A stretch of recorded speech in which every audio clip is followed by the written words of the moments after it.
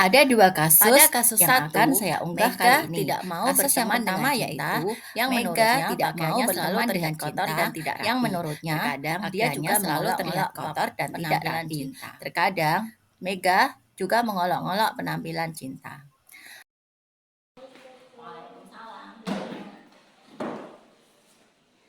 Mega, Bu Guru mendengar dari laporan beberapa rekan guru kalau kamu dan teman-temanmu tidak mau berteman dan bermain dengan Cinta, bahkan suka mengolok-oloknya. Benarkah itu? Ya Bu. Dengan tindakan itu, menurutmu kamu melakukan kesalahan atau tidak? Iya Bu, saya salah. Tapi itu tidak saya saja kok Bu. Iya, Ibu tahu. Nanti Ibu juga akan memanggil temanmu yang lain.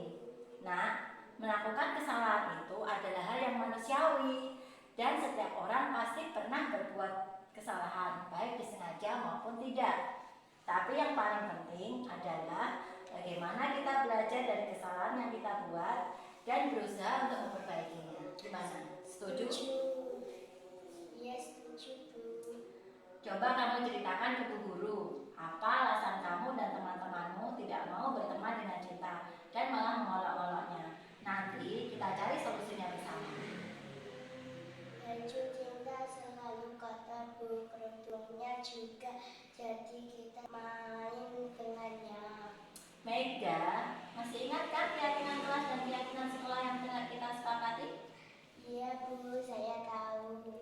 Kalau kamu membeda-bedakan dalam berteman dan suka mengolok-olok temanmu, apakah itu sesuai dengan keyakinan kelas dan keyakinan sekolah kita? Tidak Bu. Menurutmu, keyakinan kelas dan keyakinan sekolah apa yang sudah kamu langgar? Menjaga kerukunan kelas Bu. Menjaga kerukunan kelas itu penting tidak menurutmu? Penting sekali Bu, karena dengan menjaga kerukunan kegiatan belajar akan terasa nyaman dan menyenangkan. Ya, betul itu. Menurutmu, bagaimana perasaan teman yang telah kamu jauhi dan kamu olok-olok itu? Pasti dia sedih Bu, dia juga jadi pendiam. Mungkin karena dia jadi rendah diri. Ya, betul sekali. Seandainya kamu diperlakukan seperti Cinta, kira-kira perasaanmu sama nggak ya kayak dia? Sama Bu, saya akan sedih sekali dan jadi rendah diri. Nah, jadi dengan tidak mau berteman dengan seseorang dan bahkan mengolok-oloknya, maka teman kita itu akan merasa sedih karena tidak punya teman. Dia juga jadi pendiam dan rendah diri. Ini berarti kita sudah menyakiti secara psikis dan verbal. Verbal itu melalui ucapan saat kamu mengolok-olok tadi. Ini dengan bahasa kerennya, sekarang kalian sedang melakukan bullying. Kalau kamu sudah tahu akibat dari perbuatanmu tersebut, apa tindakanmu selanjutnya? Saya menyesal Bu, saya memohon maaf Bu, dan berjanji tidak akan mengulanginya lagi. Mau tidak kamu dan teman-temanmu meminta maaf pada Cinta? Karena justru Cintalah yang kamu sakiti, itu bukan Bu Guru.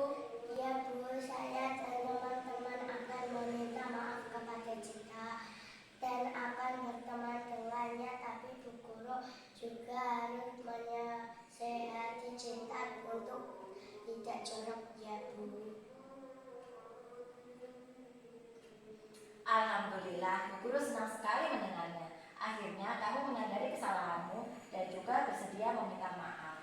Sekarang, tindakan apa yang akan kamu lakukan agar tidak mengulangi kesalahanmu? Saya akan berteman dengannya dan tidak akan mengolok-olok lagi. Tapi Bu Guru juga berjanji akan menasehati Cinta untuk tidak jorok ya Bu. Lega sekali Bu Guru, permasalahan ini bisa selesai dengan baik. Akhirnya kita sudah menemukan solusinya. Ya, Ibu janji akan menasihati Cinta untuk berpakaian lebih bersih dan rapi. Ibu juga akan bekerja sama dengan orang tua Cinta agar lebih memperhatikan kebersihan putrinya. Terima kasih Bu. Assalamualaikum. Waalaikumsalam. Kamu bisa kembali ke kelas ya.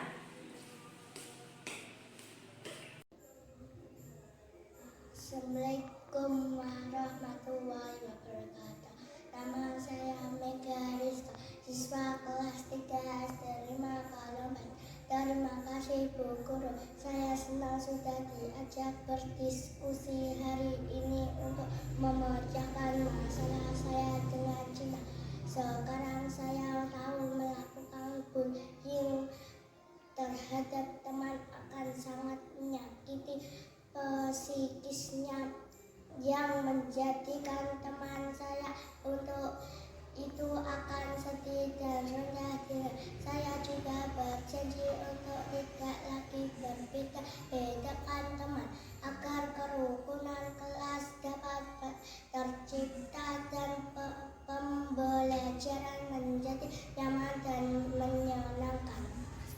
Wassalamualaikum warahmatullahi wabarakatuh. Pada kasus 2, Adib merasa gerah memakai ikat pinggang dan kaos kaki, sehingga dia tidak memakainya. Dia berpendapat bahwa tindakannya itu tidak salah dan tidak merugikan orang lain. Assalamualaikum Bu. Waalaikumsalam. Adib, Bu Guru beretika, kamu sering tidak memakai kaos kaki dan ikat pinggang ya? Coba lihat, jadi kamu pakai apa? Nah, tuh kan, kamu masih belum pakai. Iya Bu. Memakai kaos kaki dan ikat pinggang itu termasuk kelengkapan berseragam sekolah ya nak. Jadi bukan hanya berpakaian saja, tetapi kelengkapan lain juga harus dipakai seperti topi pada saat ada upacara bendera atau ada kegiatan lain, kaos kaki, ikat pinggang, dan juga sepatu berwarna hitam. Kalau kamu dengan sengaja tidak memakai kaos kaki dan ikat pinggang, berarti kamu melakukan kesalahan apa tidak? Saya melakukan kesalahan Bu. Melakukan kesalahan itu adalah hal yang manusiawi dan setiap orang pasti pernah berbuat kesalahan, baik disengaja maupun tidak. Tetapi yang penting adalah kita harus belajar dari kesalahan yang kita buat dan berusaha untuk memperbaikinya. Gimana? Setuju? Setuju sekali Bu. Coba kamu ceritakan ke Bu Guru alasan kamu tidak memakai kaos kaki dan ikat pinggang, agar nanti kita bisa cari solusinya bersama. Lupa Bu. Benar lupa, bukan alasan lain. Saya merasa tidak nyaman kalau memakai kaos kaki dan ikat pinggang Bu. Merasa gerah lagi pula karena saya tidak kebesaran aku. Jadi tanpa memakai ikat pinggang juga agak apa-apa kan Bu. Saya kan tidak merugikan orang lain karena tidak memakai kaos kaki dan ikat pinggang ini. Benar nak, ada yang lain lagi tidak? Bu, saya suka tergesa-gesa berangkat sekolah Bu, karena bangun saya juga kesiangan. Jadi saya agak sempat memakai kaos kaki dan ikat pinggang. Adib, masih ingat kan keyakinan kelas dan keyakinan sekolah yang telah kita sepakati? Iya Bu, saya tahu. Kalau kamu dengan sengaja tidak memakai kaos kaki dan ikat pinggang, meskipun itu tidak merugikan orang lain, apakah itu berarti sudah sesuai dengan keyakinan kelas dan keyakinan sekolah kita atau tidak? Tidak Bu. Sekarang menurutmu, keyakinan kelas apa yang sudah kamu langgar? Disiplin Bu, disiplin dalam berseragam sekolah.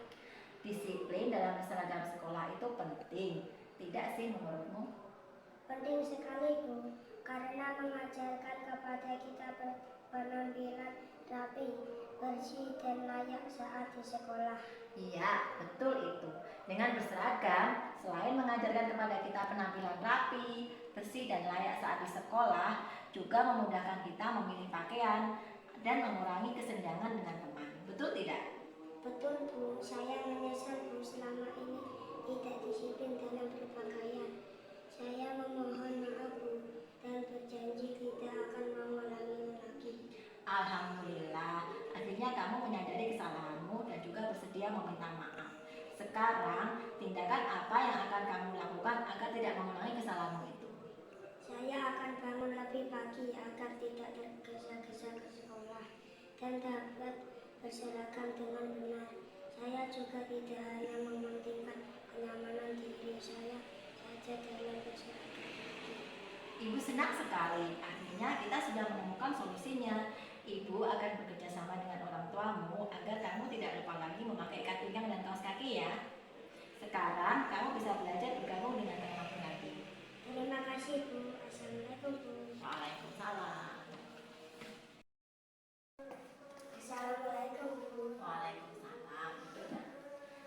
Adik, Bu Guru perhatikan kamu sering tidak memakai kaos kaki dan ikat pinggang ya. Coba lihat, jadi kamu pakai apa? Nah, tuh kan kamu masih belum pakai. Iya, Bu. Memakai kaos kaki dan ikat pinggang itu termasuk kelengkapan berseragam sekolah ya nak. Jadi bukan hanya berpakaian saja, tetapi kelengkapan lain juga harus dipakai seperti topi pada saat ada upacara bendera atau ada kegiatan lain, kaos kaki, ikat pinggang, dan juga sepatu berwarna hitam. Kalau kamu dengan sengaja tidak memakai kaos kaki dan ikat pinggang, berarti kamu melakukan kesalahan apa tidak? Saya melakukan kesalahan, Bu. Melakukan kesalahan itu adalah hal yang manusiawi dan setiap orang pasti pernah berbuat kesalahan, baik disengaja maupun tidak. Tetapi yang penting adalah kita harus belajar dari kesalahan yang kita buat dan berusaha untuk memperbaikinya. Gimana? Setuju? Setuju sekali, Bu. Coba kamu ceritakan ke Bu Guru alasan kamu tidak memakai kaos kaki dan ikat pinggang, agar nanti kita bisa cari solusinya bersama. Lupa, Bu. Benar lupa, bukan alasan lain. Saya merasa tidak nyaman kalau memakai kaos kaki dan ikat pinggang, Bu. Rasa gerah lagi pula, karena saya tidak kebesaran aku. Jadi tanpa memakai ikat pinggang juga agak apa-apa kan, Bu. Saya kan tidak merugikan orang lain karena tidak memakai kaos kaki dan ikat pinggang ini. Benar nak, ada yang lain lagi tidak? Bu, saya suka tergesa-gesa berangkat sekolah, Bu, karena bangun saya juga kesiangan. Jadi saya agak sempat memakai kaos kaki dan ikat pinggang. Adib, masih ingat kan keyakinan kelas dan keyakinan sekolah yang telah kita sepakati? Iya, Bu, saya tahu.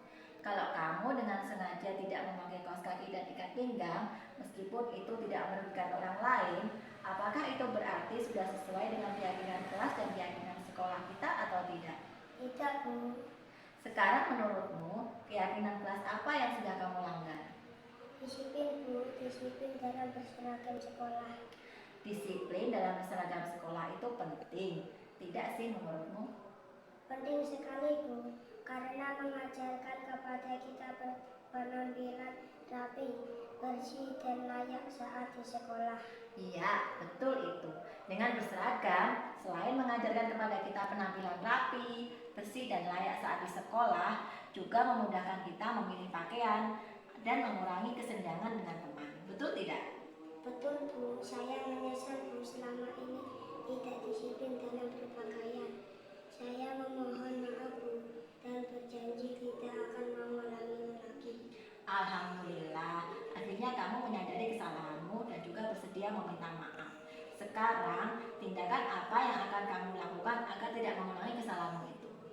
Saya akan bangun lebih pagi agar tidak tergesa-gesa ke sekolah dan dapat berseragam dengan benar. Saya juga tidak hanya mementingkan kenyamanan diri saya saja dalam berseragam. Ibu senang sekali, akhirnya kita sudah menemukan solusinya.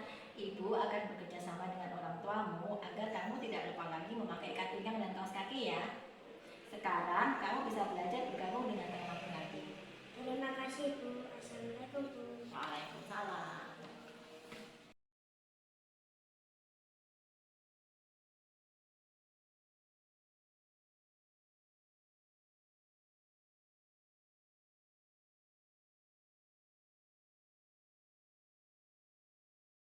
Assalamualaikum warahmatullahi wabarakatuh. Waalaikumsalam warahmatullahi wabarakatuh. Alhamdulillahirrahmanirrahim wa bihi nasta'inu wa ala umuri dunya waddin. Wassalatu wassalamu ala asrofil anbiya'i wa imamil mursalin sayyidina wa maulana Muhammadin wa ala alihi washabihi ajmain. Amma ba'd. Yang saya hormati Kepala Sekolah SD 5 Klumpit, beliau Ibu Siti Sumarno Sarjana Agama. Yang saya hormati pula rekan-rekan kerja, guru baik dari SD 5 Klumpit dan SD 7 Klumpit.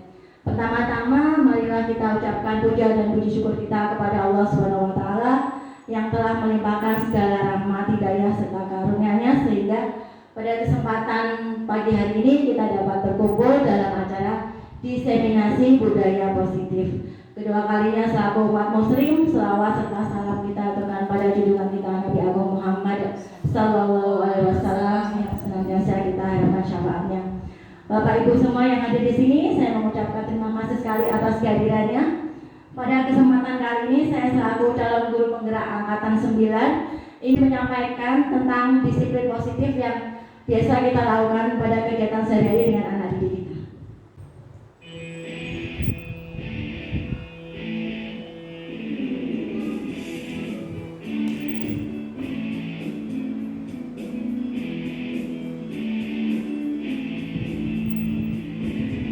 Ini slogan kita ya Bu, bergerak, tergerak, dan menggerakkan.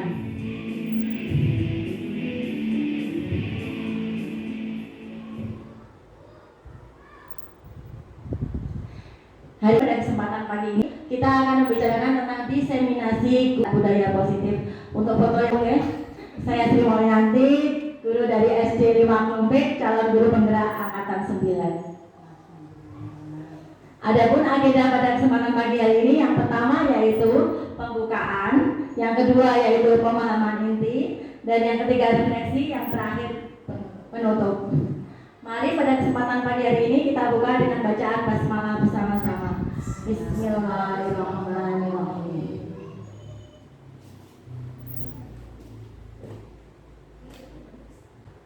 Sebelum kita memulai pelajaran pada pagi hari ini, ada kesepakatan yang harus kita sepakati nih, Bapak Ibu semua. Yang pertama, seluruh peserta bebas mengemukakan pendapat. Pripun Bapak Ibu, setuju?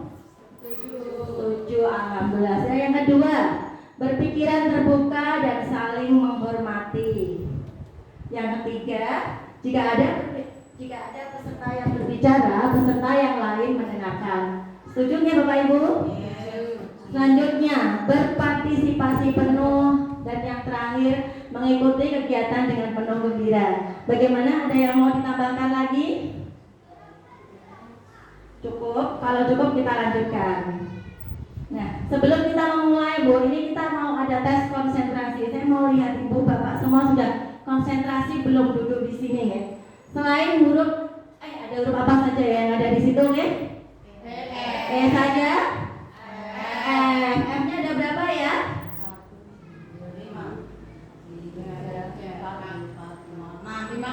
6, betul sekali. Ternyata sudah konsentrasi, alhamdulillah.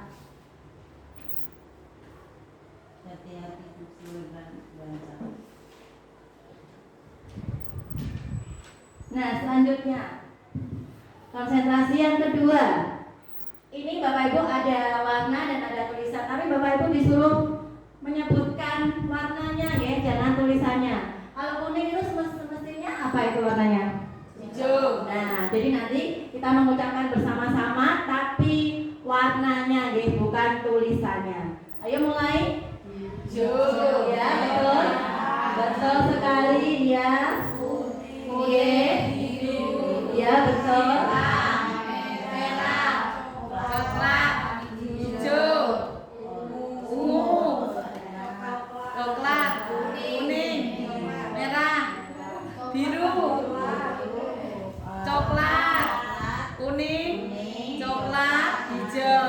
Alhamdulillah, sampai di sini masih konsentrasi.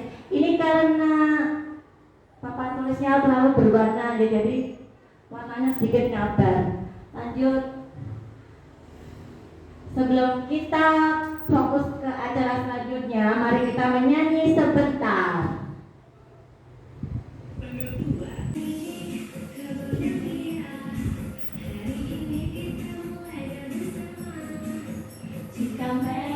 Tasikmalaya.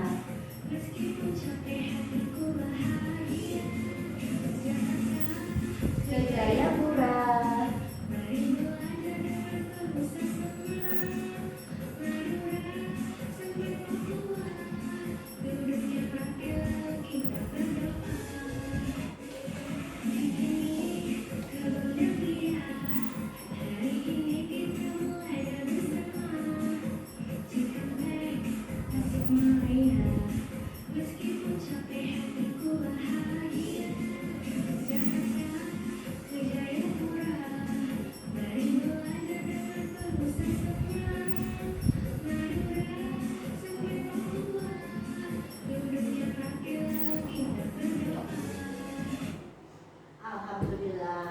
Kita lanjut ke materi nih Ibu semua.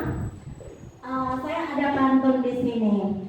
Anak kecil yang berlari ke sana kemari ceria aktif. Untuk Bapak Ibu yang hadir di sini, mari menggali budaya positif. Nah, ada pertanyaan pemantik Bapak Ibu semua. Apakah Anda setuju dengan pertanyaan ini? Coba kita lihat bagaimana Bapak Ibu setuju dengan pertanyaan ini. Hukuman dapat mendisiplinkan anak. Bagaimana Bapak Ibu?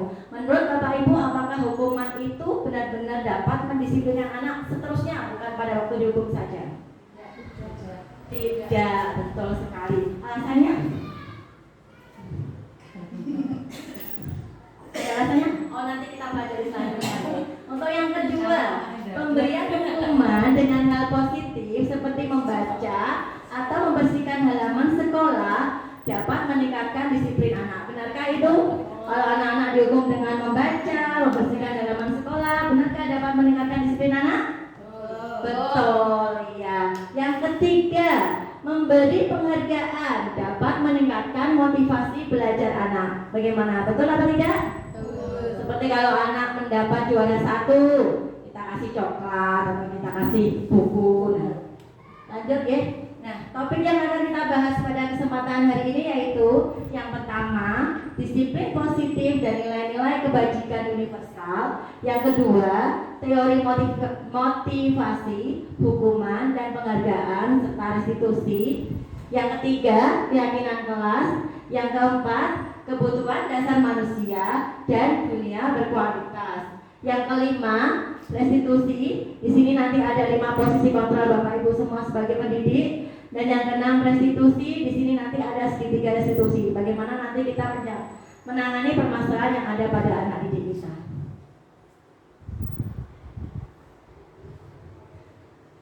Pada bagian yang pertama, disiplin positif dan nilai-nilai universal. Apa sih itu nilai-nilai universal Bapak Ibu semua? Oke, kita sekarang sudah pada era kurikulum merdeka. Apa capaian yang diinginkan pada kurikulum merdeka ya?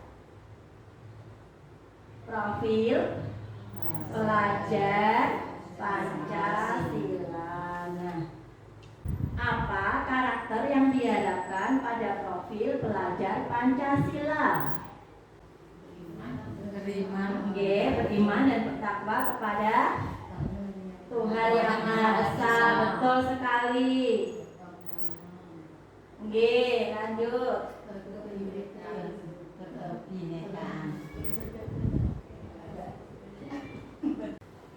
Nilai-nilai kebajikan universal ya Bapak Ibu, yaitu tentang profil pelajar Pancasila. Karakter apa saja yang diharapkan dari profil pelajar Pancasila? Yang pertama, beriman, bertakwa kepada Tuhan Yang Maha Esa dan berakhlak mulia. Yang kedua, mandiri. Yang ketiga, bernalar kritis. Yang keempat, berkebinekaan global. Yang kelima, bergotong royong. Dan yang terakhir yaitu kreatif. Coba ada ilustrasi peristiwa semacam ini. Seandainya tangan kita mengepal nih Bapak Ibu. Seandainya ini ada A dan B saling bertemanan. Sebelah secari kertas kecil, tulislah benda atau sesuatu yang sangat berharga untuk Anda. Letakkan di salah satu tangan Anda dan genggam benda atau sesuatu tersebut dengan segala daya. Buatlah sebuah kepalan. Teman Anda B akan mencoba dengan sekuat tenaga dengan berbagai cara untuk meminta Anda memberikan benda tersebut. B bisa membujuk, mengancam, menghardik, merayu, menyuap, apa saja agar dapat membuka kepalan tangan Anda. Apa yang terjadi? Jadi sama-sama Bapak Ibu punya barang berharga di tangannya, di kepal gini. Lah ini ada orang yang pengen tahu. Kira-kira Bapak Ibu ini akan membukanya atau tetap menggenggamnya? Bagaimana Bapak Ibu? Tetap ingin tahu. Iya, ada yang ingin tahu. Ada yang pakai hukuman, ada yang pakai ngancam-ngancam. Kalau nggak dibuka nanti kamu tak giniin. Ada yang buka dalam, nanti kamu tak jajain. Nah, kira-kira tangan ibu ini akan tetap tertutup atau akan terbuka? Kalau diangkat saja saya buka. Kalau diancam akan dibuka. Kalau diberi hadiah, Ya juga dibuka. nah itu. Padahal yang ada di dalam tangan kita itu adalah sesuatu yang sangat berharga. Jadi seharusnya kalau itu sesuatu yang sangat berharga, apapun dari luar, jangan dibuka. Betul sekali. Nah, perubahan paradigma teori kontrol dan ilustrasi tadi ya Bapak Ibu. Kenapa ini kok bisa dibuka? Kenapa kok ini tetap penutup? Ternyata ini ada sebuah gambaran, ini ada sebuah teori yang menyatakan bahwa guru mengontrol murid itu ternyata sebuah ilusi. Jadi seumpama Bapak Ibu itu menyuruh anaknya untuk kamu itu kalau berangkat besok sadurunge sinau, sadurunge nang kelas disaponi. Kira-kira besok bisa disaponi atau kita ngelengkel lagi ya? Ngelengkel lagi. Nah, makanya guru mengontrol seorang murid itu ilusi. Ilusi itu berarti sesuatu yang khayalan ya. Ilusi juga bahwa kritik dan membuat orang merasa bersalah dapat menguatkan karakter. Jadi kalau kita menganggap kamu nanti kayak gini loh, saake ibumu, nakal terus loh saake ibu, kok ibu gini dia memang melas, awalnya melas, tapi itu juga tidak akan memperbaiki karakternya. Yang ketiga, ilusi pula bahwa semua penguatan positif efektif dan bermanfaat. Penguatan positif yang datang dari luar. Seumpama kita memberitahu murid kita, kamu kalau rajin belajar, nanti kamu lulus, besok kamu bisa diterima di sekolah yang kamu mau. Enak kan? Itu juga ternyata tidak berpengaruh apa-apa kepada diri anak tersebut. Yang keempat, ilusi bahwa orang dewasa memiliki hak untuk memaksa. Kita sebagai orang dewasa, anak didik kita itu kecil-kecil, bocil-bocil nih Bapak Ibu, kadang kita menggunakan kedewasaan kita. Jadi wani Mbak Bu Guru. Itu juga tidak akan ada hasilnya nih. Disiplin positif, teori kontrol atau teori pilihan menurut Dr. William Glasser. Di sini dari Dr. William Glasser mengatakan bahwa orang lain, kita tidak bisa mengontrol orang lain, tapi justru orang lain itu yang harus mengontrol dirinya sendiri.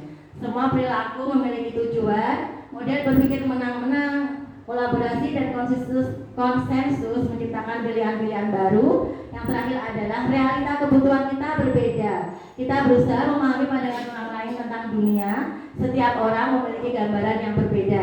Nah, dari teori yang pertama, Anda tidak bisa mengontrol orang lain, hanya Anda yang bisa mengontrol dirinya sendiri. Seperti tadi ya, kalau genggaman tangan kita, kalau kita kekeh tidak akan membukanya, otomatis kita tidak akan terbuka. Tapi kadang ada hal-hal dari luar ya, dari lingkungan kita yang mempengaruhi sehingga kita berubah pikiran. Nah, mengapa di sini? Kenapa kita yang harus mengontrol diri kita? Jadi, belajar kontrol diri dengan menggali potensi kita agar tercapai tujuan mulia, yaitu sesuatu menjadi seseorang yang kita inginkan berdasarkan nilai-nilai yang kita hargai. Ini simpel saja Bapak Ibu. Kalau kita berangkat kerja nih, kalau kita berangkat kerja awal sesuai jam kerjanya ya, misalnya ini sebenarnya motivasi yang ada dalam kita itu apa? Aku berbilang Bu Siti yang makanya aku tak mangkat gaji.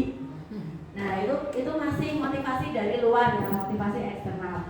Nanti Bu Sitinya pas rapat ya kembali berangkat siang. Atau Karena orang ini gambaran yang biasa saja yang biasa kita alami. Atau kita berangkat gaji, kita berangkat sesuai jamnya karena memang kita menghargai diri kita sendiri. Kita ingin menjadi pribadi yang bisa menjadi panutan kepada anak didik kita. Pilih yang mana Bapak Ibu? Yang pertama atau yang kedua? Nah, yang kedua. Jadi kalau yang kedua itu motivasinya sudah datang dari dalam diri kita, bukan lagi dari orang lain. Kalau dari orang lain, bahasa kerennya sekarang itu tuh pencitraan ya. Kita melakukan sesuatu untuk minta dipuji orang lain. Itu contoh itu, dan hal itu, perasaan seperti itu juga harus kita kembangkan kepada anak didik kita. Jadi dia itu mau belajar, dia itu rajin belajar, dia itu rajin berangkat sekolah karena memang dia ingin bersekolah, karena dia memang ingin pandai, karena dia memang ingin punya mimpi mimpi banyak sekali yang ingin diraih di masa depan, karena dia sadar dia adalah generasi penerus bangsa. Bukan lagi anak didik kita berangkat, kita anak tak sanggup 10.000 maka sekolah nah, bukan lagi semacam itu. Atau ada yang murid kita bekekong nih Bapak Ibu nggak mau berangkat, kita datang ke rumah yang ngerayu siang malam balik esok meneh masih nggak mau datang ya. Ini saya mengalami sendiri. Berarti anak tersebut belum ada motivasi dari dalam. Atau lagi aku pengen juara siji ya, mungkin dia ibu guru untuk sak meneng iki. Nah, itu juga termasuk belum motivasi dari dalam. Suatu saat nanti kalau tidak ada hadiah lagi, bisa jadi anak tersebut jadi malas belajar. Kan sudah nggak ada hadiahnya lagi. Yang kedua, ternyata Bapak Ibu semua perilaku memiliki tujuan. Yang pertama yaitu dari teori motivasi tadi, untuk menghindari hukuman atau untuk mendapatkan imbalan. Ini seperti yang saya sebutkan tadi, masih ke motivasi ekstrinsik atau eksternal dari luar ya. Jadi ada anak itu melakukan sesuatu seperti tadi, berangkat ke sekolah bentuk sangu 10.000. Dia pengen juara 1 bentuk buku ya, dapat buku. Itu masuk yang untuk menghindari hukuman atau untuk mendapatkan imbalan ya? Untuk mendapatkan imbalan. Nah, kalau anak berangkat pagi ben ora dikongkon push up, nanti aku nek berangkat tuh kesiangan berbagi wis itu aku suruh push up, itu masuk yang mana ya? Iya, jadi dia berangkat pagi ke sekolah bukan karena dia ingin menjadi anak yang baik, tapi ternyata untuk menghindari hukuman. Yang ketiga yaitu untuk menghargai diri sendiri. Nah, perilaku yang ketiga untuk menghargai diri sendiri seperti yang saya sebutkan tadi. Kalau kita berangkat lebih awal untuk diri kita sendiri, untuk menjadi lebih baik, menjadi panutan kepada anak-anak, begitupun juga nanti anak-anak kita. Dia berangkat sesuai dengan jamnya karena dia tahu, oh aku tuh harus disiplin, aku harus belajar disiplin sedari kecil, sedari sekarang. Nah, di sini kembali lagi ke nilai-nilai kebajikan universal yang ingin kita raih sesuai dengan profil pelajar Pancasila tadi ya. Seperti beriman dan bertakwa kepada Tuhan Yang Maha Esa dan lain-lain sampai dengan kreatif. Nah, bagaimana sih untuk memotivasi anak berperilaku sesuai dengan tujuan? Ternyata Bapak Ibu, kita harus memotivasi anak memberikan keyakinan kelas. Kalau dulu biasanya dengan peraturan kelas ya, harus datang sebelum jam 7. Anak-anak harus memakai seragam rapi. Itu nggak apa-apa sih, cuma terkesan kalau untuk anak-anak zaman now nih, kita itu sekarang mendidik pada generasi strawberry. Bapak Ibu tahu? Nggih, strawberry itu buah yang anyel banget rumatane, dicekel sidik poklek, dicekel mati nih. Makanya kalau sekarang kok jadi kemana-mana ya? Kalau sekarang masih ada kasus anak yang ada masalah sedikit langsung wassalam lah. Itulah salah satu. Nah, karena kita berada di generasi strawberry, maka kita harus mengubah cara berpikir kita, cara mendidik dari yang lama ke yang baru, dari peraturan yang kaku ke keyakinan. Kalau peraturan itu kan yang bikin sekolah ya, sekolah nulis 1 sampai 12 atau 1 sampai 20, disuruh baca, anak-anak disuruh perhatikan, terus disuruh mengamalkan. Dan belum tentu dia setuju, bisa jadi dia menolak. Seumpama nih Bapak Ibu, ada loh anak yang menolak berseragam sekolah. Dia mengatakan, kalau aku nggak berseragam kan ya nggak mempengaruhi pikiranku, tahu bang, aku cuma belajar. Dia masuk juga kan? Dia nggak berseragam tetap dia bisa belajar, dia tetap bisa menulis, dia juga tetap bisa membaca, dan itu juga tidak merugikan orang lain. Apa merugikan orang lain Bapak Ibu tidak berseragam? Tapi kan itu aturan. Nah, betul sekali. Tapi itu aturan. Itu adalah bagaimana cara sekolah itu mendidik anak sedini mungkin untuk disiplin, taat pada apa yang sudah diaturkan. Nanti karena beliau dia sudah keluar dari sekolah dan kembali ke masyarakat, sudah nggak ada yang ngelok lagi. Tapi kalau disiplin itu sudah terbangun, insya Allah dia akan menjadi generasi yang unggul, yang tidak akan ada masalah-masalah dan lain-lain. Nah, keyakinan kelas ini sama dengan peraturan kelas, tetapi kita mengajak anak untuk berdiskusi. kamu itu mau apa toh? Belajarmu mau pengen yang gimana? Kamu harus seperti apa? Nah, itu anak-anak kita ajak diskusi. Tadi saya sudah membuat beberapa keyakinan kelas ya Bapak Ibu dengan anak-anak, tapi saya, antara lain anak-anak meyakini bahwa dia perlu belajar. Dengan dia yakin dia perlu belajar, berarti setiap pagi dia harus berangkat ke sekolah. Ibu duwe sangu tahu ora iso nyangoni, dia tetap harus berangkat ke sekolah. Kalau anak-anak sudah punya jiwa semacam itu, berarti tujuan pendidikan kita sudah tercapai. Terus anak-anak juga meyakini harus menghargai orang lain. Berarti nanti kalau dia dengan temannya, pilih-pilih teman atau berteman dengan siapa saja nih Bapak Ibu? Berteman dengan siapa saja. Betul sekali, berteman dengan siapa saja. Kita lanjut yang ketiga, model berpikir menang-menang atau kolaborasi dan konsensus menciptakan pilihan-pilihan baru. Model berpikir menang-menang itu jadi menangkan. Seperti tadi memberikan hukuman, yang menghukum kan rasa menang kan, karena yang dihukum mengikuti. Nah seperti itu. Atau kita kolaborasi, kita berdiskusi untuk menciptakan pilihan-pilihan baru seperti dalam pembuatan keyakinan kelas tadi. Lah kenapa kok begini? Ternyata Bapak Ibu, kita sebagai guru, kita itu memiliki 5 posisi kontrol yang biasa kita lakukan.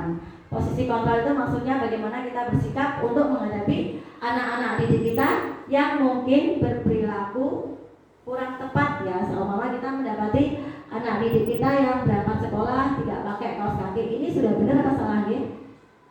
Tidak pakai kaos kaki, sepatunan udah, tapi ternyata jalurnya nggak kaos kaki kan Bapak Ibu.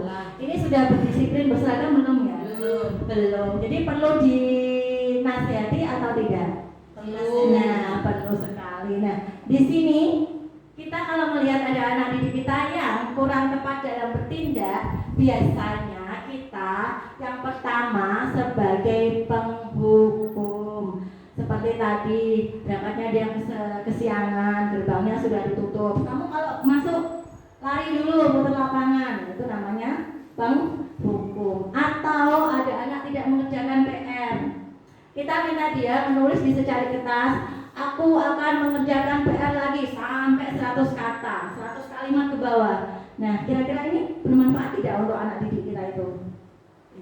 Tidak ada manfaatnya. Atau yang kedua, posisi kontrol kita sebagai pembuat rasa bersalah. Jadi ketika ada anak didik kita yang melakukan kesalahan, kita ngenes-ngenes Bu, suara kita rendahkan. Kalau penghukum itu galak nih Bu, sing galak kayak gitu. Tapi kalau yang membuat rasa bersalah itu kita pelan-pelan terus landur, nek ngono kula bu guru kula sene ibu kepala sekolah, Nduk.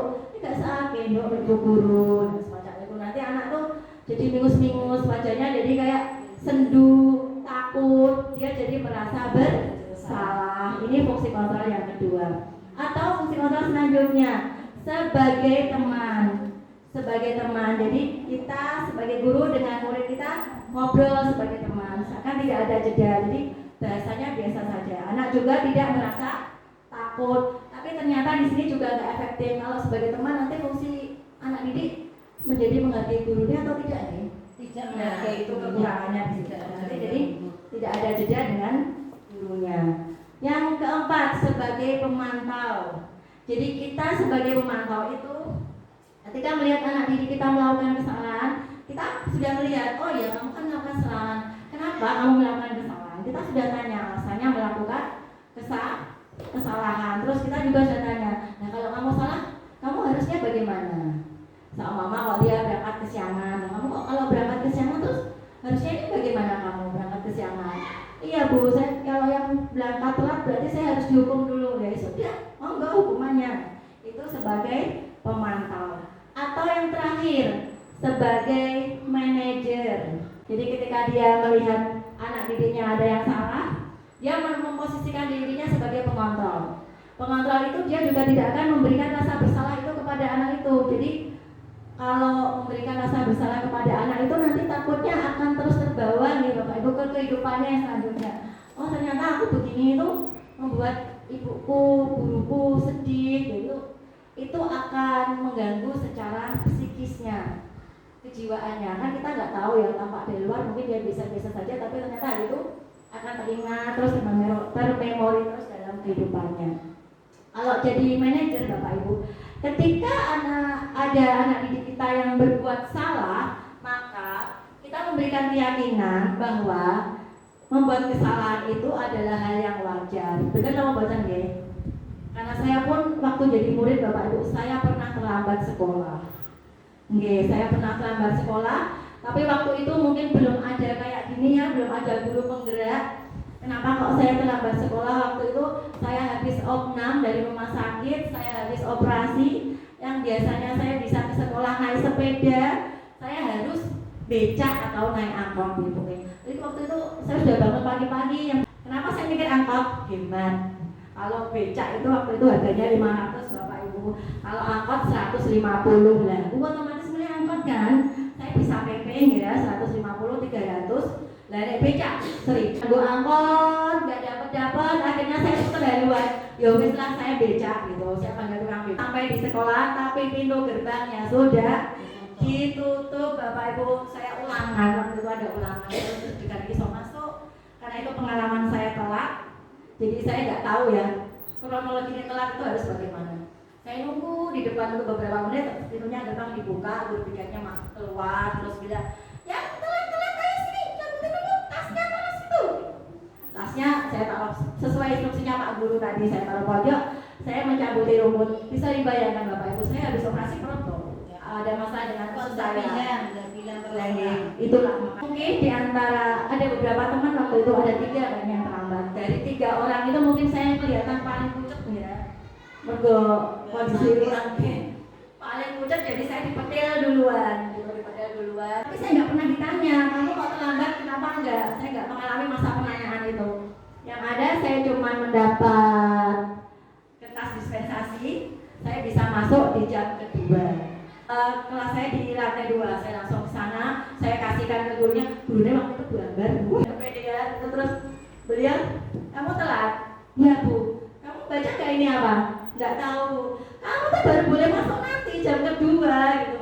Masya Allah, sak kelas Bu, disorai, wes telat, wes lorong, disorai lagi. Saya nunggu di depan kaca, di bawah kaca gitu kan, jendela, baru saat kedua saya bisa masuk seperti itu. Masa itu saya bertanya ya, kok orang ditakoi gitu loh, saya bertanya kok nggak ditakoi. Kan tidak semua murid itu punya keberanian bicara ya, termasuk saya pada waktu itu posisinya tidak berani bercerita. Kayaknya kelas 2 Bu, sudah kelas 2 gitu, tapi Mbong masih wedi.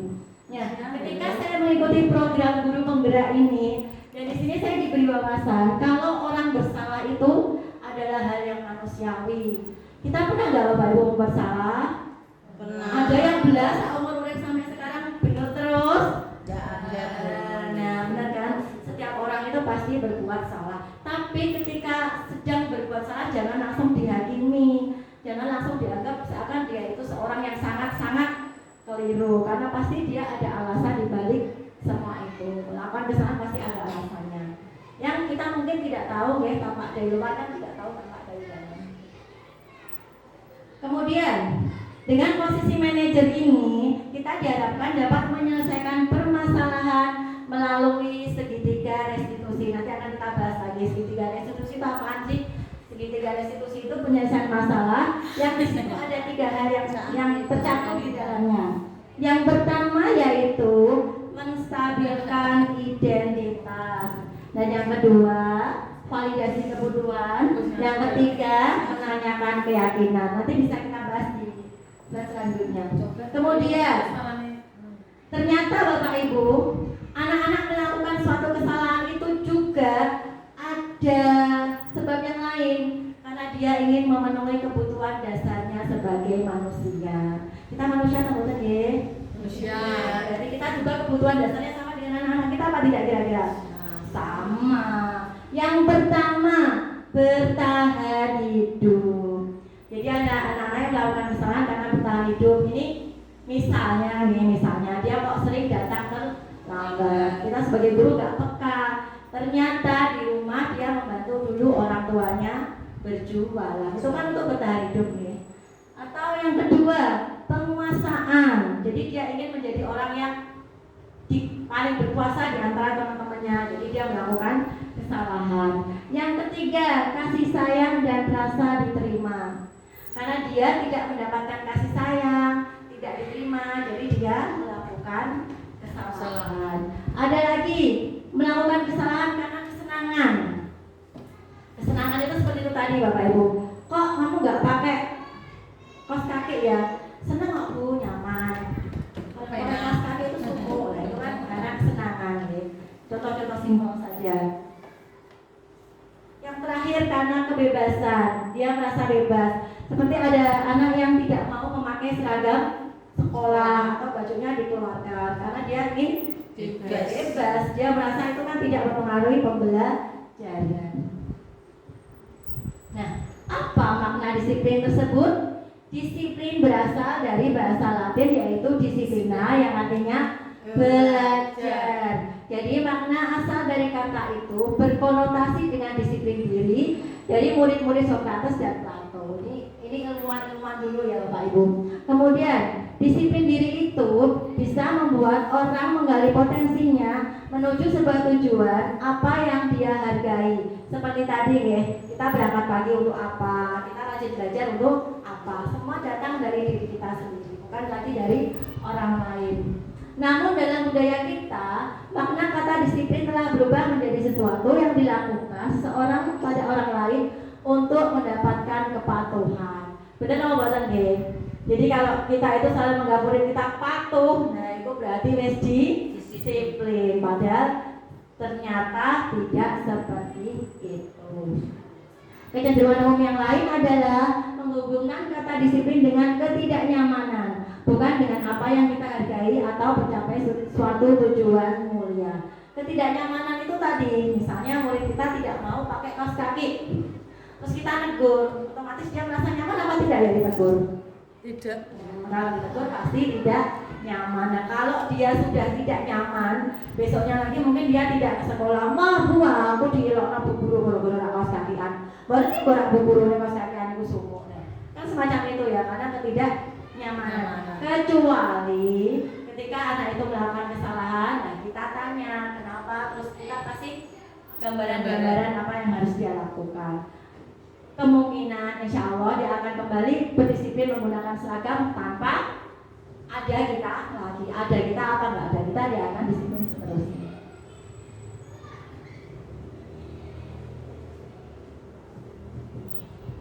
Nah, ini Bapak Ibu nilai-nilai kebajikan universal tadi. Apa sih nilai-nilai kebajikan? Nilai-nilai kebajikan adalah sifat-sifat positif manusia yang merupakan tujuan mulia yang ingin dicapai setiap individu. Nilai-nilai tersebut bersifat universal. Bersifat universal itu artinya semua itu sama ya.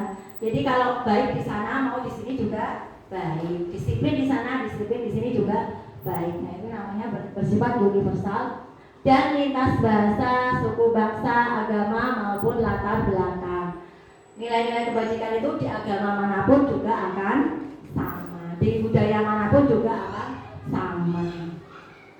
Setiap perilaku atau perbuatan memiliki suatu tujuan, itu sesuai dengan teori dari Dr. William Glasser dengan teori kontrolnya pada tahun 1984. Dengan mengaitkan nilai-nilai kebajikan yang diyakini seseorang, maka motivasi intrinsiknya akan terbangun. Itu motivasi intrinsik itu yang dari dalam atau dari luar ya Bapak Ibu? Alhamdulillah masih fokus dari dalam ya, intrinsik itu dari dalam.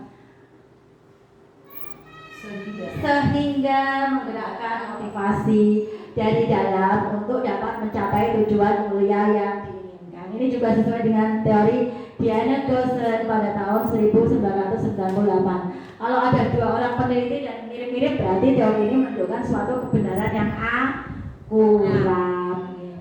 Nah, nilai-nilai kebajikan yang ingin dicapai oleh setiap anak Indonesia ini kita kenal dengan profil pelajar Pancasila yang didengungkan dengan kurikulum merdeka kita, ya.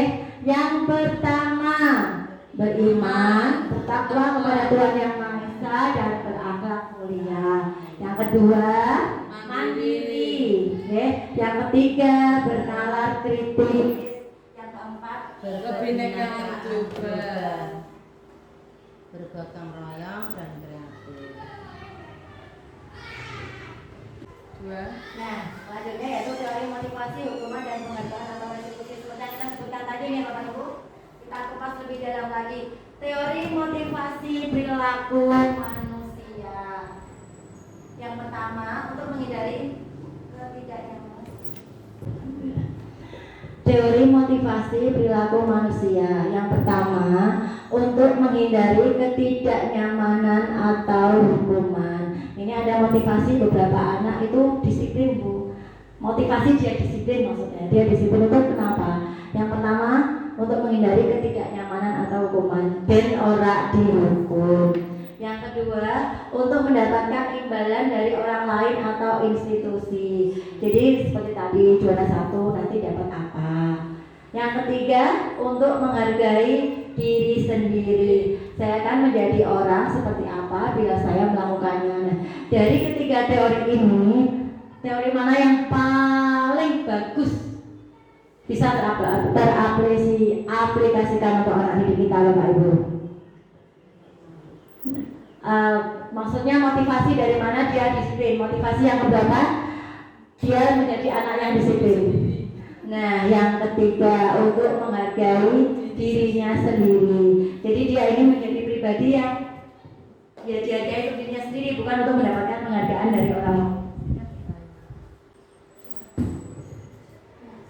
Nah, ternyata untuk menghindari ketidaknyamanan atau hukuman ini adalah motivasi eksternal. Eksternal itu dari dalam apa luar ya? Luar. Yang mendapatkan imbalan masih sama, motivasi eksternal juga dari luar. Tapi kalau sudah tanya naik lagi untuk menghargai diri sendiri, nah ini menjadi motivasi internal. Kalau motivasi internal dan sudah datang dalam dirinya sendiri, mau seperti apa kondisinya, anak-anak akan disiplin dengan sendirinya. Jadi nanti pembelajaran yang kita harapkan bisa tercapai. Generasi muda di masa datang juga akan menjadi generasi muda seperti yang menjadi tujuan nasional pendidikan Indonesia di negara kita ini. Nah, inilah beliau, Ki Hajar Dewantoro. Beliaulah yang mencetuskan kemerdekaan belajar buat anak didik kita. Karena beliau itu adalah bapak pendidikan yang pertama nih Bapak Ibu di Indonesia. Nah, dari ungkapan beliau, merdeka itu artinya tidak hanya terlepas dari perintah, akan tetapi juga cakap buat memerintah sendiri. Bisa dipahami Bapak Ibu? Merdeka itu bukan berarti kita bebas gak ono sing merintah-merintah lagi, melainkan merdeka yang sebenarnya itu kita bisa memerdekakan diri kita sendiri, melakukan sesuatu tanpa dipaksa lagi. Itu artinya kita sudah merdeka. Kalau anak-anak kita di rumah sudah tahu sore harus nyapu, sudah tahu harus sholat, itu artinya anak kita sudah memerdekakan dirinya sendiri. Jadi tidak perlu ngelak-ngelak lagi, dia sudah tahu harus seperti apa. Selanjutnya tentang restitusi seperti yang kita bahas tadi ya. Penyelesaian masalah yang paling baik adalah dengan restitusi. Mengapa? Karena restitusi sendiri adalah proses menciptakan kondisi bagi murid untuk memperbaiki kesalahannya.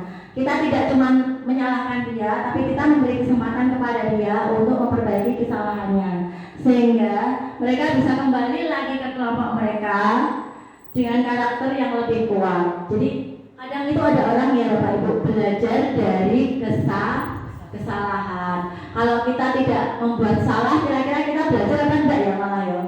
Ya malah enggak, ya malah kita tidak tahu apa-apa. Jadi untuk anak-anak didik kita yang melakukan kesalahan, jangan langsung dipanis dia anak yang salah, melainkan kita harus memberi dia dorongan agar dia kembali lagi ke teman-temannya, kembali lagi belajar tanpa rasa bersalah. Justru dia belajar dari kesalahannya tersebut. Oh ternyata kalau aku begini kok akibatnya semacam ini. Nanti dia bisa berpikir sendiri dan dia kedepannya tidak akan mengulanginya lagi. Restitusi juga merupakan proses kolaboratif yang mengajarkan murid untuk mencari solusi untuk masalah mereka dan membantu murid berpikir tentang orang seperti apa yang mereka ingin menjadi tujuan mulia dan bagaimana mereka harus memperlakukan orang lain. Restitusi ini kompleks sekali Bapak Ibu. Di samping anak itu tahu masalahnya, dia juga kita bantu. Kamu tuh maunya apa sih? Dan kamu tuh tidak terus menerus membuat salah.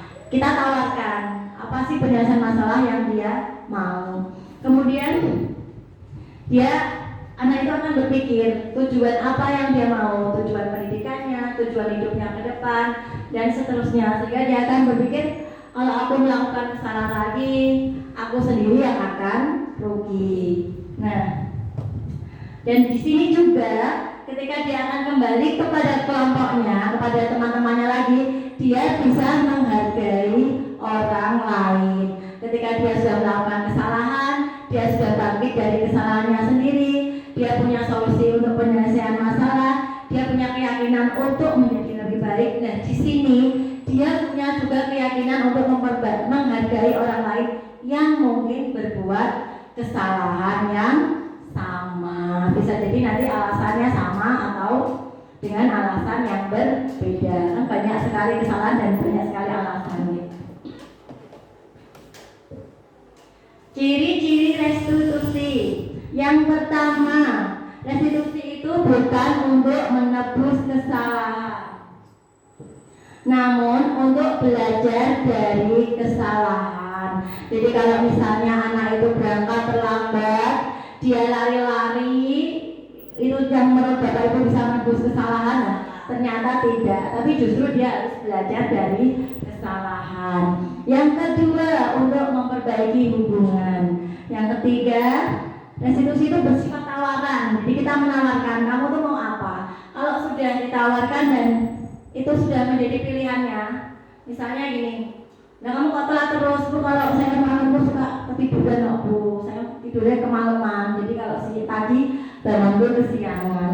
Nanti kita tawarkan, nah harusnya kamu gimana kerja kesiangan? Ya saya tidurnya lebih pagi.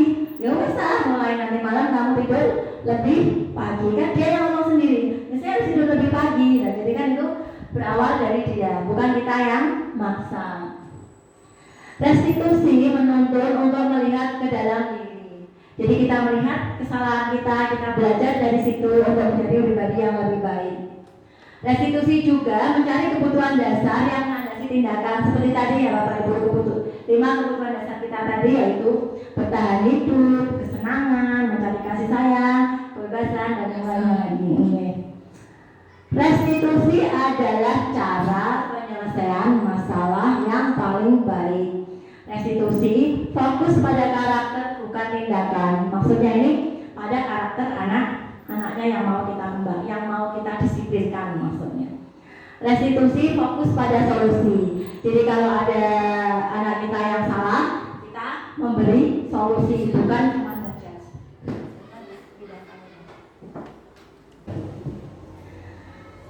Restitusi mengembalikan murid yang berbuat salah pada kelompoknya. Jadi dia akibat dari kesalahannya itu dia tidak lagi dibullying ya Bu. Sekarang kan lagi bahasa dibullying ya gitu ya. Sekarang kan murid kita suka gitu.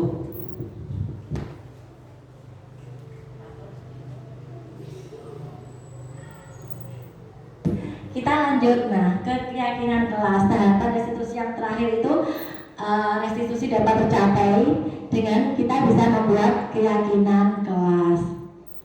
Kok keyakinan? Biasanya kan peraturan. Mengapa tidak peraturan gitu ya? Kenapa kita sekarang ke keyakinan? Mengapa kita memiliki peraturan harus menggunakan helm bila mengendarai kendaraan roda 2? Bapak Ibu sadar enggak ya? Kok kalau kita naik motor harus pakai helm? Iya, agar kita nggak tahu ya. Jadi suatu saat kok ada sesuatu kecelakaan atau apa, kita aman demi keselamatan ya. Nah yang kedua, mengapa kita memiliki peraturan 3M pada waktu pandemi COVID ya, menggunakan masker, mencuci tangan, dan menjaga jarak 1,5 meter. Untuk apa itu dulu? Kok sampai hati-hati kayak mana dulu abang nih? Menjaga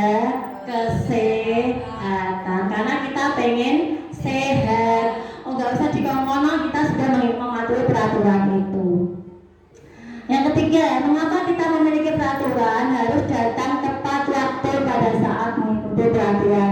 Jadi kalau Bapak Ibu mendapatkan undangan untuk pelatihan, kenapa sih kita ada peraturan untuk datang tepat waktu? Ya, agar disiplin waktu. Jadi untuk mendukung motivasi intrinsik kembali ke nilai-nilai atau keyakinan-keyakinan, lebih menggerakkan seseorang dibandingkan mengikuti serangkaian peraturan-peraturan. Keyakinan yang muncul dalam diri anak sendiri tadi, keyakinan untuk aku perlu belajar, keyakinan Bapak Ibu tadi aku perlu sehat, aku perlu selamat, itulah yang akan mendisiplinkan kita tanpa ada lagi faktor dari luar. Nah, budaya positif sendiri itu berawal dari peraturan kelas. Kemudian dalam peraturan kelas itu kita kembangkan lagi menjadi keyakinan kelas. Karena kalau peraturan kelas itu masih bersifat dari luar, jadi belum bisa mendisiplinkan secara maksimal. Nah, kalau sudah menjadi keyakinan kelas, maka anak-anak sudah terbiasa disiplin dengan sendirinya.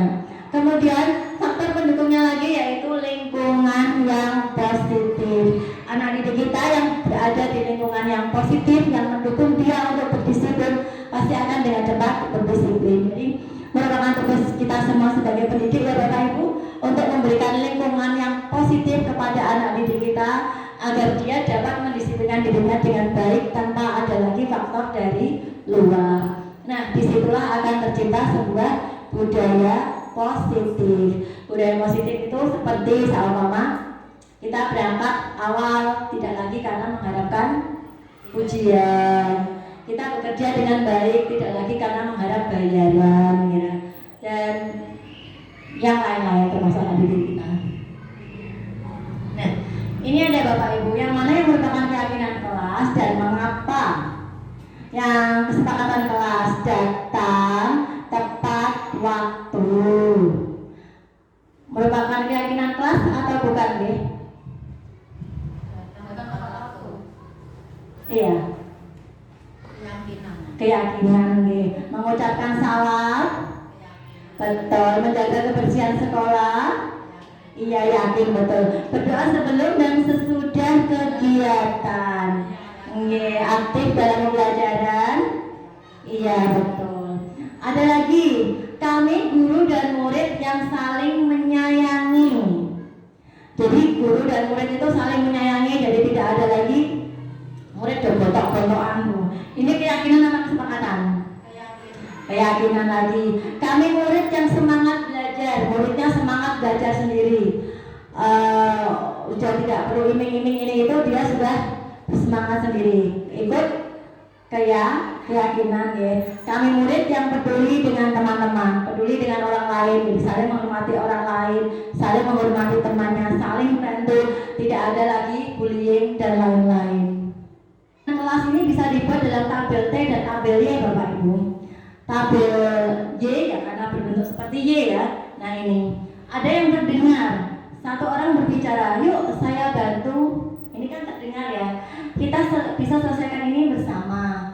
Terima, tolong ya, permisi. Boleh saya pinjam? Nanti akan saya kembalikan. Atau yang terlihat. Terdengar itu berarti ada orang yang berbicara ya Bapak Ibu maksudnya.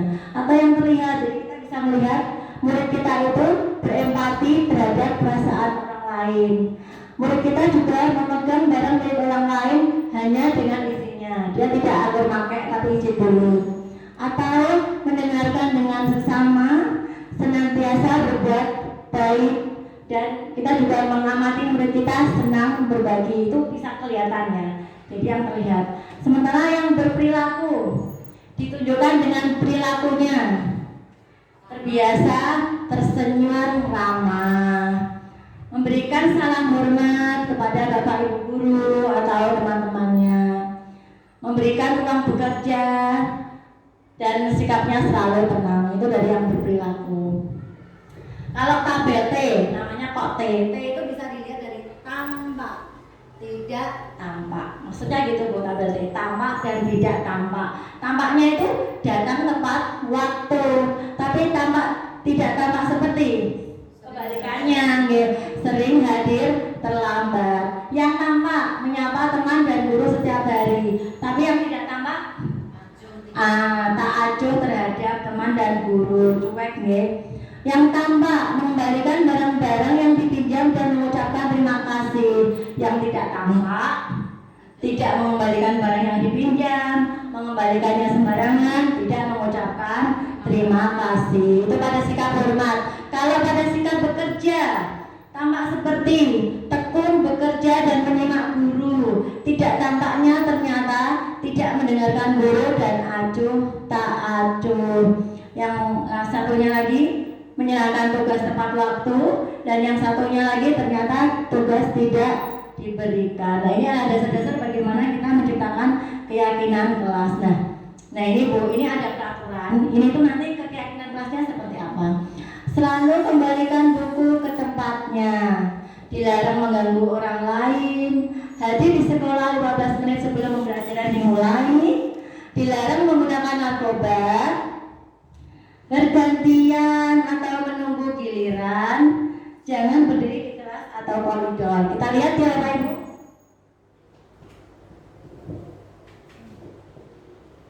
Nah, ternyata selalu kembalikan buku ke tempatnya itu adalah keyakinan kelas yang berbentuk tanggung jawab.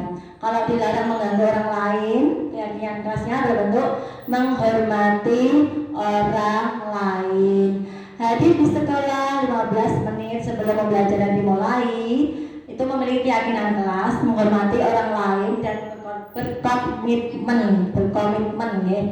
Yang selanjutnya dilarang melakukan kekerasan dengan keyakinan kelasnya, yaitu kalau kekerasan itu kan nanti keselamatan ya yang terganggu. Jadi keselamatan dan menghormati orang lain. Dilarang menggunakan narkoba karena dia memiliki keyakinan kelas.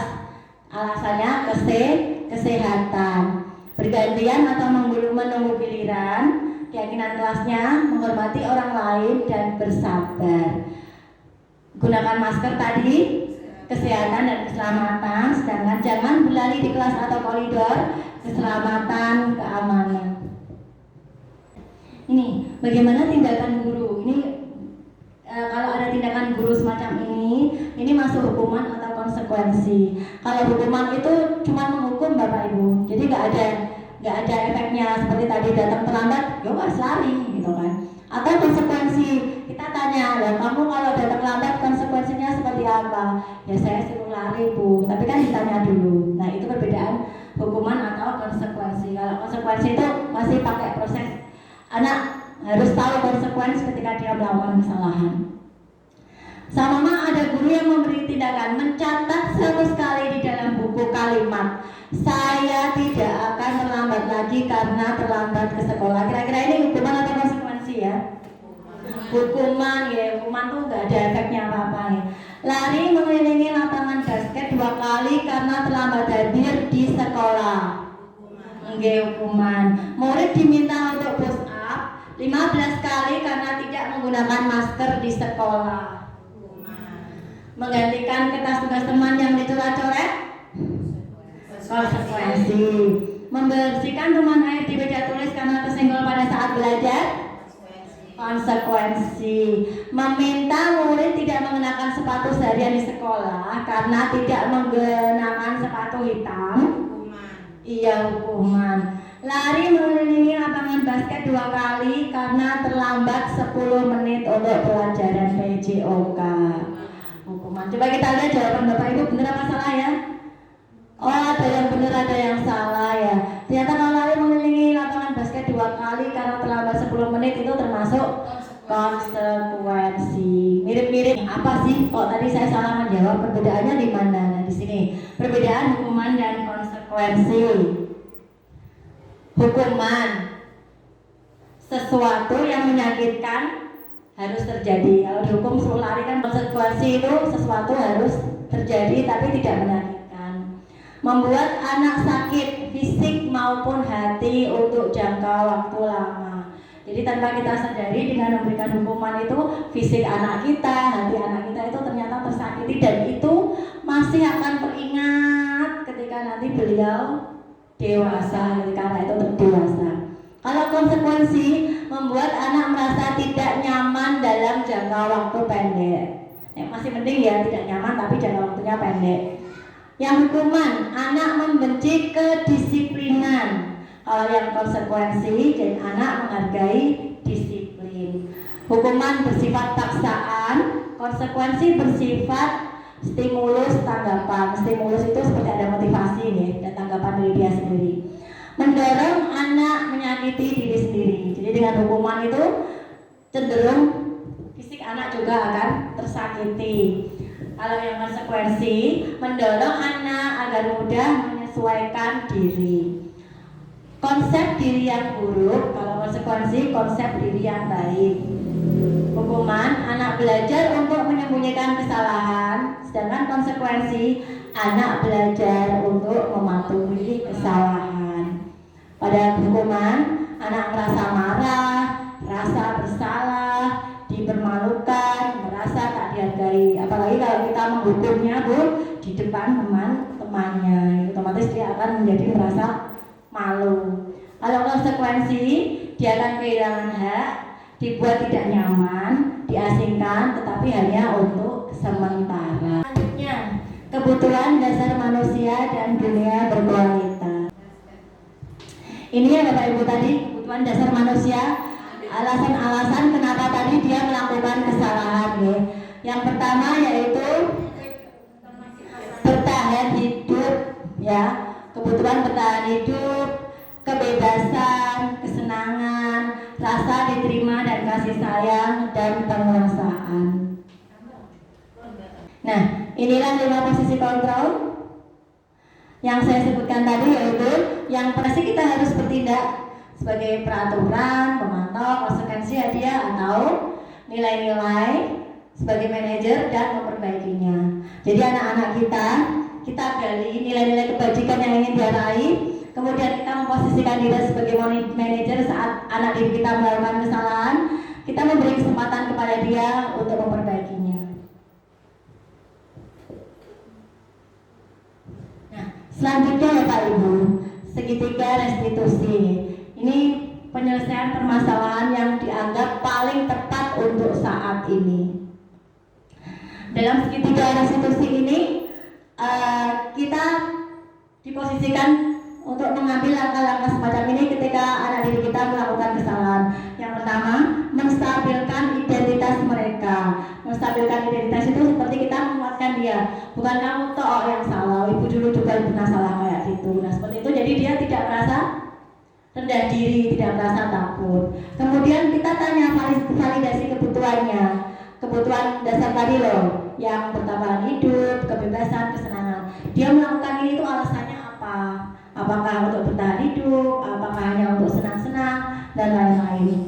Setelah itu kita kembali ke tahap selanjutnya, yaitu menanyakan keyakinan.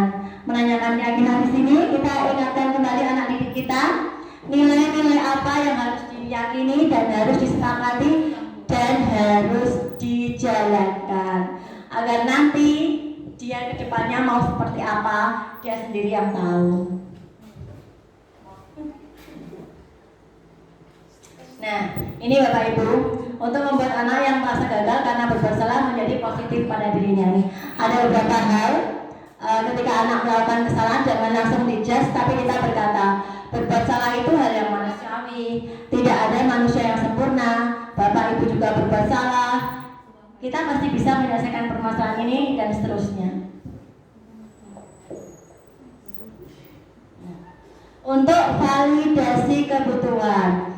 Dalam validasi kebutuhan, membantu siswa menggali basic needs atau kebutuhan yang ingin dipenuhinya ketika melakukan kesalahan itu. Pada dasarnya, setiap tindakan manusia tujuannya adalah memenuhi basic needs tadi ya. Power itu apa? Penguasaan, freedom, kebebasan, love and belonging, rasa memiliki, rasa diterima, fun, kesenangan, dan survival, bertahan hidup. Jadi di sini guru bisa mengatakan ya, kamu bisa saja kan melakukan hal yang lebih buruk, tapi kamu tidak akan melakukannya kan. Jadi anak itu kok ditanteng Bapak Ibu ya. Bisa sih kamu salah, tapi kan lebih baik tidak. Itu pada validasi kebutuhan. Ini ada beberapa perkataan ya. Apa yang penting bagi kamu? kamu boleh tetap berusaha menjaga sikap itu, tapi tambahkan sikap yang lain yang baru. Yang baru itu maksudnya yang lebih baik. Maukah kamu belajar cara lain untuk mendapatkan yang kamu butuhkan tanpa harus memukul? Atau apakah kamu bisa melakukan dengan lebih baik lagi besok pagi? Ini beberapa perkataan, ungkapan guru yang bisa diucapkan pada validasi kebutuhan. Nah, ini yang terakhir. Langkah terakhir pada segitiga restitusi yaitu menanyakan keyakinan. Jadi di sini untuk apa ya? Untuk apa menanyakan keyakinan? Jadi anak bisa melihat kesalahannya dihubungkan dengan norma-norma sosial yang berlaku dan nilai-nilai yang mendasari manusia untuk berinteraksi dengan orang lain. Jadi dia tahu aku tuh melanggar yang mana, salahku di mana. Nah di sini guru bisa menguatkan apa nilai yang kita percaya di kelas atau sekolah kita. Guru menanyakan keyakinan kelas yang sudah disepakati sebelumnya dengan murid-muridnya. Nilai-nilai universal apa yang telah kita sepakati? Universal itu bersikap umum ya, tidak hanya di kelas itu tapi juga kepada seluruh manusia. Ya, kelas yang ideal itu seperti apa sih? Dan selanjutnya. Dan ada dua kasus bukan siapa yang tidak mau Iya, ini ada proses segitiga restitusi yang saya lakukan terhadap anak didik saya, Bapak Ibu. Kasus yang satu, Mega tidak mau berteman dengan Cinta yang menurutnya pakaiannya selalu terlihat kotor dan tidak rapi. Terkadang dia mengolok-olok penampilan Cinta.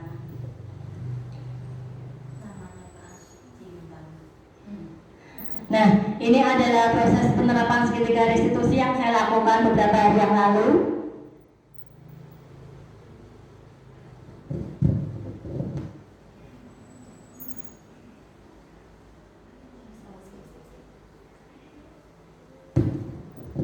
Nah, di sini saya juga memberikan refleksi tanggapan terhadap anak didik saya yang sudah saya lakukan segitiga restitusi.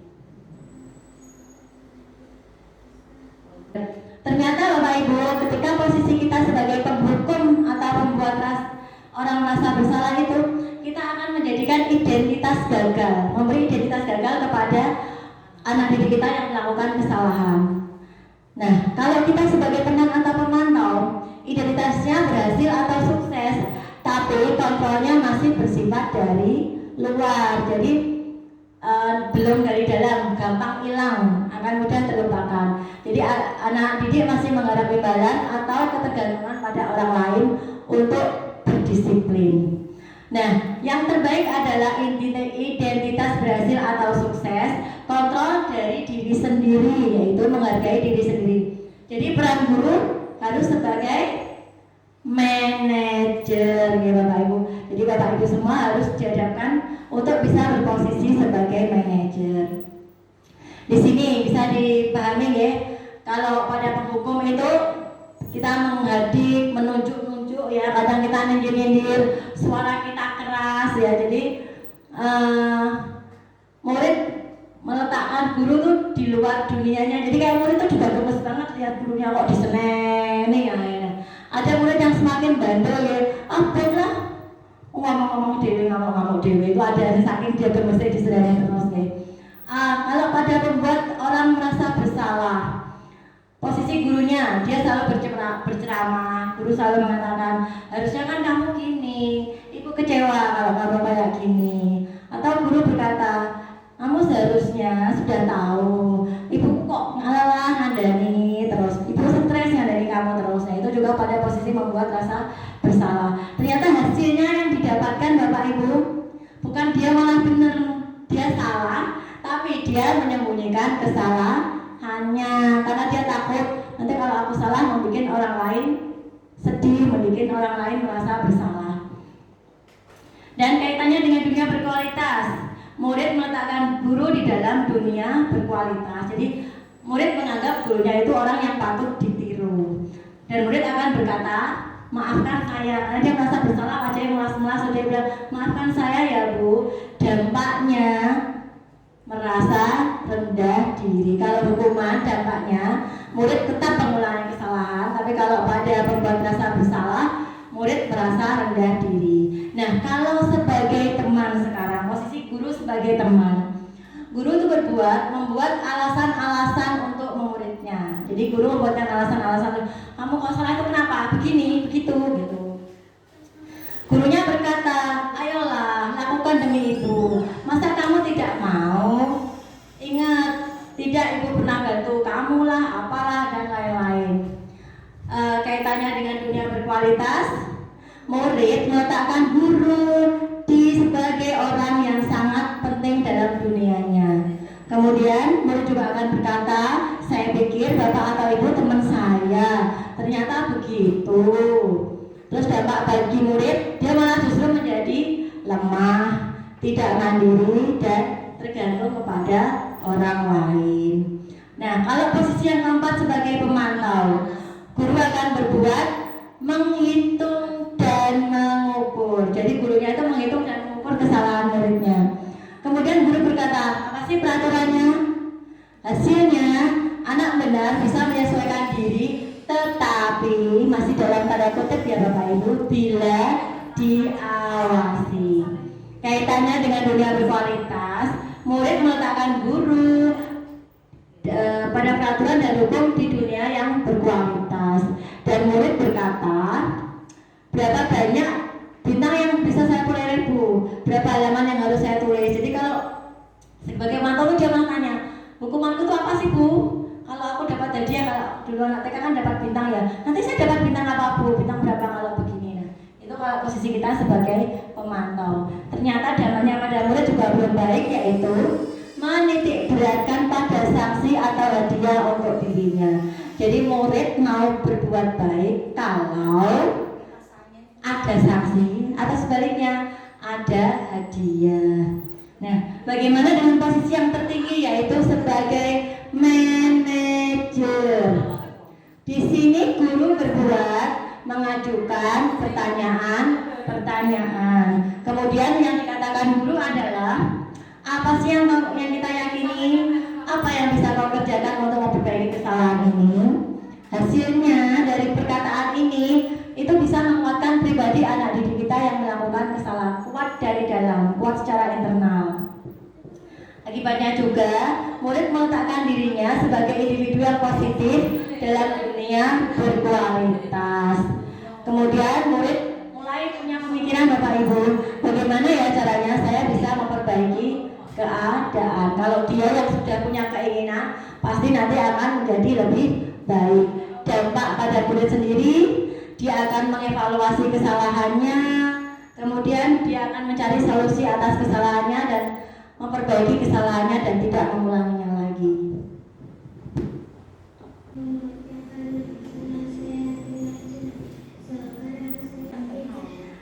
Kasus yang kedua, ini pada kasus kedua, adik merasa gerah memakai ikat pinggang dan kaos kaki, sehingga dia tidak sebaliknya dia berpendapat bahwa ini ada dua kasus ya Bapak Ibu yang saya restitusi kemarin. Yang pertama tadi masalah Mega dengan temannya. Kasus kedua, ada murid saya yang selalu nggak pernah pakai ikat pinggang dan kaos kaki, karena menurutnya tidak salah tidak pakai ikat pinggang dan tidak pakai kaos kaki dan tidak merugikan orang lain. Nah, ini proses restitusinya. Skip. Kita lanjut ya.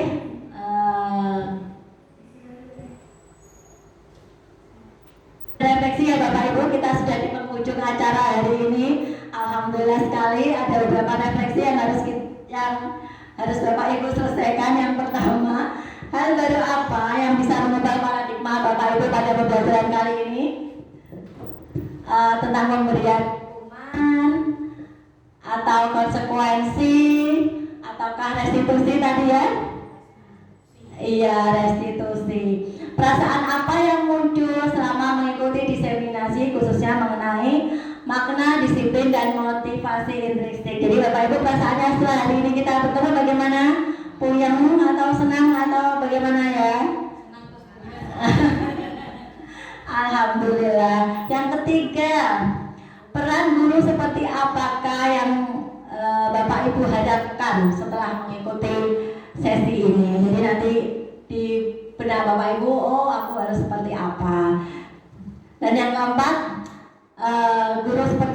apakah sama ya Bu, saya ingin menjadi guru seperti apakah setelah mengikuti kegiatan pada hari ini. Alhamdulillah Bapak Ibu, kegiatan diseminasi budaya positif sudah terselesaikan dengan baik. Saya sebagai pemateri mengucapkan maaf apabila ada kata atau perbuatan yang tidak berkenan di hati Bapak Ibu. Semoga apa yang saya sampaikan pada hari ini bermanfaat untuk kita semua, untuk anak didik kita, untuk generasi bangsa, dan untuk negara Indonesia kita tercinta. Akhirul kalam, wabillahi taufik wal hidayah. Wassalamualaikum